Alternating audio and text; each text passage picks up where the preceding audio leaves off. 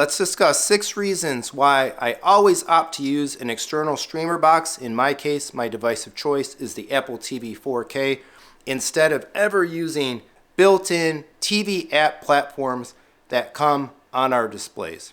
I don't think I've ever actually used TV apps more to just kind of dabble and check them out here and there. Always consistently stuck to an external device. I recommend doing your home theater that way. But let's talk about my reasons. So number 1 for me comes down absolutely to the idea of consistency. I've got 2 home theater spaces. I've got my living room here with the 83-inch LG G2 behind me, 2.2 high-end premium audio system, but I also have right below me in the basement a dedicated 7.4.4 163-inch screen projection-based dedicated theater room. I use both spaces, the family uses both spaces, and if we relied on TV apps, we would be stuck having a very much an inconsistency between the 2 spaces. In fact, projectors like my JVC NX7 down in the basement don't even have built-in apps or a built-in app UI. So no matter what, even if we used the LG apps and the LG TV platform up here, I would still require an Apple TV, a Roku, or something else in the basement. And I think that alone would be a pain point for family members in particular to navigate between both rooms and learn the apps, the interface, the buttons, and so on in one space, and then have them be different in another. So if you have multiple entertainment spaces and you have different maybe brands, makes, models of displays, different types of displays between them, I think you'll find a whole lot of more, say, family acceptance of using the spaces if you maintain the consistency. Put the same boxes on every screen, every display, every entertainment space in your house, and I think overall you will find that to be much nicer to use. Number 2 for me boils down to the idea that Apple TV in particular is a much more capable and, say, powerful device within the overall Apple ecosystem than using even similar Apple services that may be available on the television. Yes, they've migrated Apple TV, the Apple TV app, and even Apple Music to some television platforms and to other devices, but the Apple TV box itself does still so much more that I take advantage of. And it does so very cohesively and consistently within that Apple ecosystem. Harkening back to the idea in number 1, the consistency between zones, leveraging iCloud is absolutely powerful in the Apple TV 4K, meaning I have an Apple TV 4K up here, I have one down in the theater, and iCloud on the back end keeps the devices absolutely synchronized together. If I install an app on one, it's automatically installed on the other. If I move apps around on the home screen, I put things into folders, or I change some elements of configuration like that, it's automatically reflected in the other one in the other zone. That is one of the most fantastic features of the platform, but at the same time, taking advantage of some of the Apple apps that are not pervasive everywhere else, like perhaps podcasts, having access to Apple Music and Photos, having the most reliable screen sharing and AirPlay. It's very common for us in the evening to be sitting here. Maybe I'm doing something on the computer, my wife's sitting over there. It's like, hey, look what I found, like this vacation, talking about a trip, whatever it may be. AirPlayed up to the TV right here, and we're both looking at the same information,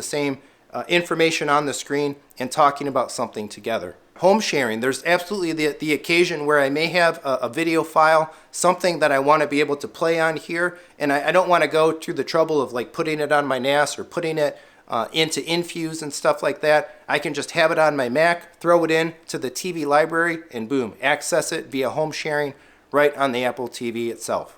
So all of those little extra bits and pieces, all those little extra services, I think are part and parcel of being under the Apple ecosystem umbrella and really just set the experience apart and makes it that much better selecting something like an Apple TV 4K over the more limited capability of what may be available in the television itself.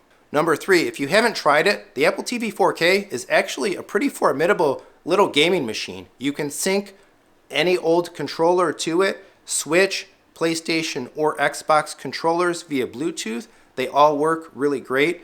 And if you're subscribed to Apple One, you're already getting Apple Arcade included anyway.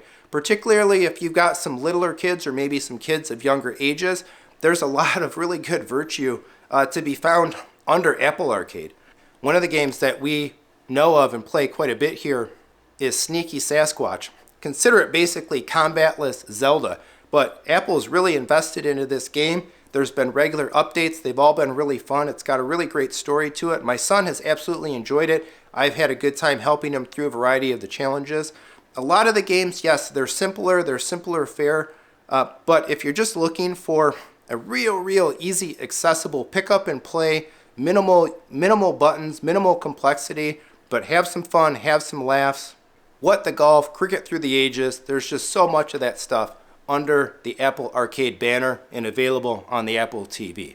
I very much look forward to seeing what Apple does going forward with gaming in general and what we see in future iterations of the Apple TV as well. Number 4, historically speaking, I think Apple TV has had some of the best overall and most reliable app support amongst all of the available systems, platforms, and whatnot that are out there. Their size and scale is just unmatched, and so when new major services are announced, you can usually be rest assured that they're coming to Apple TV first. You can rest assured, I think, that apps will continually get support, get regular updates, and basically undergo the most active development on the Apple TV platform. It's not uncommon for TV-based app platforms to essentially go out of service in a relatively short period of time. Televisions get refreshed every year, and the TV manufacturers just don't seem to have the commitment or want to commit the resources and the money to maintaining their platforms and updates and all of that over the longer haul. But I think we can be relatively assured that the Apple TV as a platform is continuing on very strongly into perpetuity.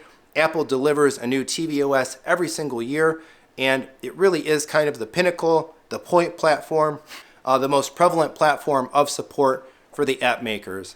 Not everyone is perfect, of course, and I've proven on the channel in prior content that maybe Amazon is not the best. It doesn't express itself the best on the Apple TV, but hey, so be it. Overall, I think it still pulls ahead as being the best platform in this regard. Number 5, and this one may be a little specific to me, but one of the things that I can do on the Apple TV that I'm not aware of how to do on any other platform is access more detailed technical information inside the box itself. Being an Apple developer and being able to use their Xcode software through my Mac to unlock the special developer menus gives me access to playback HUDs, streaming technical details, and other things that give me more confidence using the box overall. I like knowing what type of quality the box is delivering and being able to specifically see the numbers, verify them, and feel pretty strongly that this remains as pretty much the highest quality streaming based device that there is out there. I feel confident in that assessment. I feel I have the data and the information to back it up, and I like being able to prove it, again, through that special kind of reserved developer access. And lastly, number 6, yeah, we're spending some money to put extra boxes on a display. Most of the services that we do use, in fact, are available in specifically the LG Smart Platform and other TV manufacturers as well. However, in the grand scheme of home theater, buying a new streamer box really represents, I would say, a minimal amount of spending. Even at the Apple TV prices, we're talking $100, $150 or so a box, which has been the recent pricing through the last couple of generations. There's a new box every couple years. I actually like the fact that a new device comes out every couple years, whereas we're probably going to keep your TV for a longer period of time.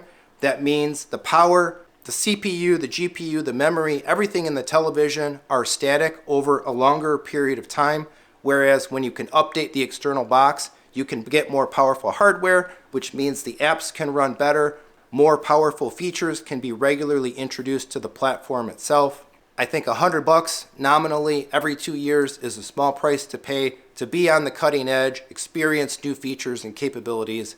Apple devices generally have really good resale value, so as soon as the new Apple TV generation comes out, I buy myself a couple of them, throw the current ones up on Facebook Marketplace for about half or so, maybe a little bit less, the going rate of the new box, and they sell literally within a matter of days, serving to buffer the cost and make that upgrade very, very easy.